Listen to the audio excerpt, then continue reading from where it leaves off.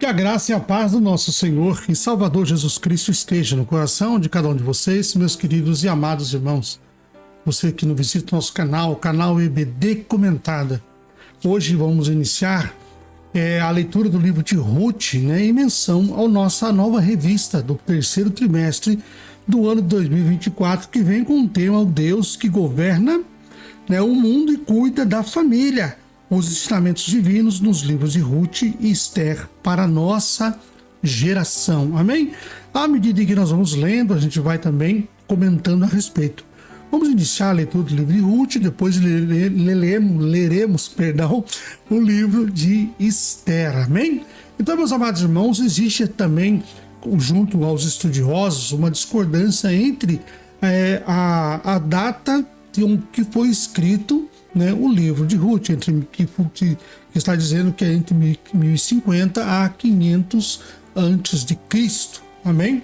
Então, o seu cenário histórico é evidente dentro dessa época, ou seja, os episódios relatados do livro de Ruth, eles se passam durante o período de Juízes, sendo parte daqueles eventos que ocorreram entre a morte de Josué e a ascensão da influência de Samuel, provavelmente entre 1150 a 1100 antes de Cristo. Amém? A tradição rabínica assegura que Samuel escreveu o livro na segunda metade do século 11 antes de Cristo, apesar do pensamento crítico mais recente sugerir uma data pós-exílica, ou seja, pós o exílio, bem mais tardia, cerca do ano de 500 antes de Cristo. Amém?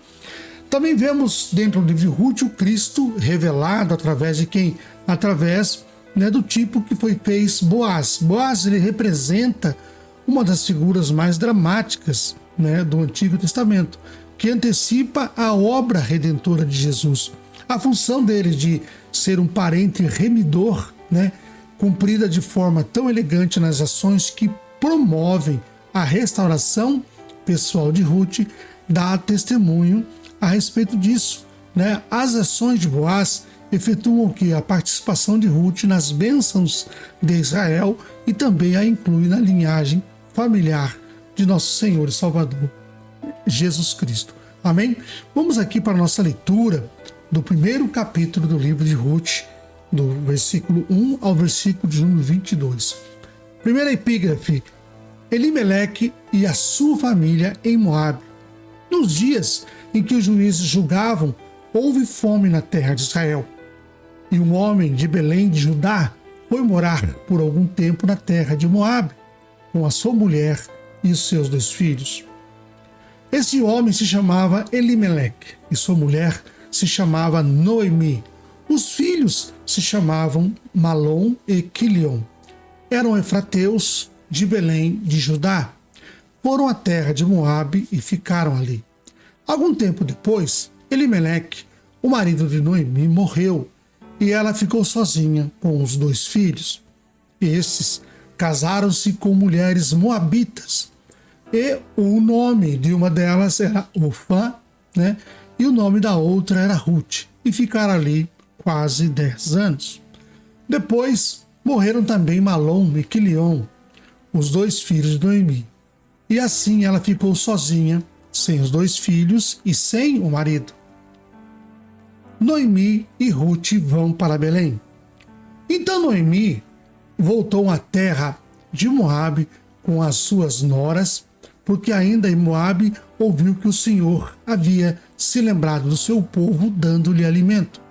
Assim, ela saiu do lugar onde estava morando e as 2 noras estavam com ela, enquanto caminhavam, voltando para a terra de Judá.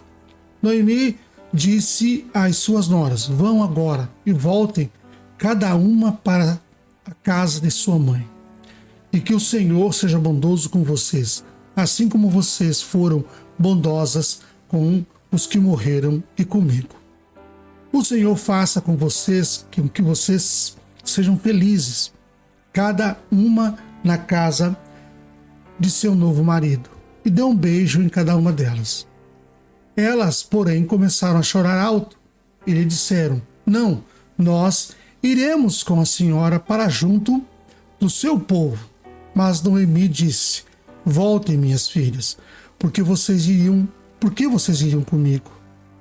Vocês acham que eu ainda tenho filhos em meu ventre para que casem com vocês? Voltem, minhas filhas, vão embora, porque sou velha demais para ter marido, e ainda que eu dissesse, tenho esperança, ou ainda que casasse esta noite e tivesse filhos, será que vocês iriam esperar até que eles viessem a crescer? Ficariam tanto tempo sem casar? Não, minhas filhas. A minha amargura é maior do que a de vocês, porque o Senhor descarregou a sua mão contra mim. Então, de novo, choraram em alta voz. Orfá deu com um beijo, se despediu da sua sogra, porém Ruth se apegou a ela. Então Noemi disse: veja, a sua cunhada voltou para o seu povo e para os seus deuses. Vá você também com ela. Porém Ruth respondeu: não insista, porque eu a deixo. Nem me obrigue a não segui-la, porque aonde quer que você for, eu irei. E onde quer que pousar, ali pousarei eu. O seu povo é meu povo, e o seu Deus é o meu Deus. Onde quer que você morrer, morrerei eu, e aí serei sepultada. Que o Senhor me castigue, se outra coisa que não seja a morte me separar de você. Quando Noemi viu que Ruth estava mesmo decidida a acompanhá-la, deixou de insistir com ela. Então ambas se foram, até que chegaram a Belém. E aconteceu que, ao chegar ali, toda a cidade se comoveu por causa delas. E as mulheres perguntavam: essa não é Noemi? Porém, ela lhes dizia: não me chame Noemi, mas de Mara, porque o Todo-Poderoso me deu muita amargura. Quando saí daqui eu era plena, mas o Senhor me fez voltar vazia. Porque então quer me chamar de Noemi, se o Senhor deu testemunho contra mim e o Todo-Poderoso me afligiu? Foi assim que Noemi voltou da terra de Moabe com Ruth, sua nora, a Moabita, e chegaram a Belém no começo da colheita da cevada. Amados irmãos e irmãs em Cristo, nós nos debruçamos hoje sobre o primeiro capítulo do livro de Ruth, nos versículos 1 ao 22. Somos levados a uma jornada profunda da fé, lealdade e providência divina. A narrativa começa com um tempo de crise, uma fome que assola a terra de Belém de Judá, ou seja, a casa do pão, forçando Elimeleque, a sua esposa Noemi e seus 2 filhos a buscar refúgio em uma terra desconhecida, uma terra estrangeira, chamada Moab. Então esse deslocamento não é apenas geográfico, mas também espiritual, representando a luta humana em tempos de adversidade. A decisão de Elimeleque nos mostra como muitas vezes somos levados a lugares de incertezas e desafios, buscando sustento e esperança em meio ao desespero. E não significa muitas vezes que essas atitudes nos tragam, de fato, a mudança de vida. Então, em Moabe, a situação de Noemi se agrava. Ela perde o marido e, posteriormente, seus 2 filhos, restando apenas as suas noras, Orfa e Ruth. Então, a dor de Noemi é palpável, uma mulher que, em um curto espaço de tempo, enfrenta essa devastação da perda e a realidade de uma vida sem sustento, ou mesmo proteção.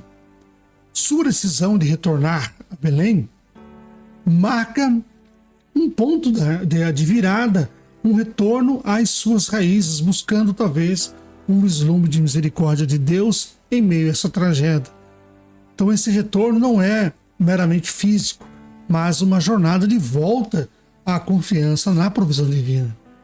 Pois Noemi perdeu os seus entes queridos. Noemi, em sua amargura, tenta convencer suas noras a ficarem em Moabe para reconstruírem as suas vidas entre o próprio povo deles. Órfã, com lágrimas, se despede, mas Ruth faz a escolha radical, um ato de fidelidade extraordinário, colocando no nome dela. Ruth significa amizade. Então, para onde fores eu irei, onde quer que pousares, ali pousarei. O teu povo será o meu povo e o teu Deus será o meu Deus.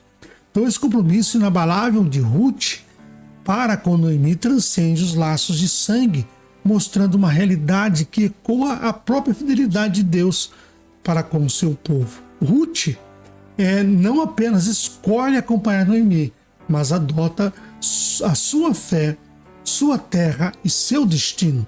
Amém? Ao chegar em Belém, na cidade, a cidade está alvoroçada com o retorno de Noemi. E agora se chama Mara, que significa amarga, refletindo a dor da perda. Então, Noemi expressa o sentimento de que o Todo-Poderoso a tratou com amargura, mas o nome da cidade é Casa do Pão, Belém. Sugere que a esperança de provisão e restauração está ali. Então, essa chegada no início da colheita da cevada sinaliza o começo de uma nova temporada, tanto literal quanto espiritualmente. Deus, na sua infinita misericórdia, começa a trabalhar de formas que Noemi e Ruth ainda não compreendem, preparando um terreno para uma história de redenção.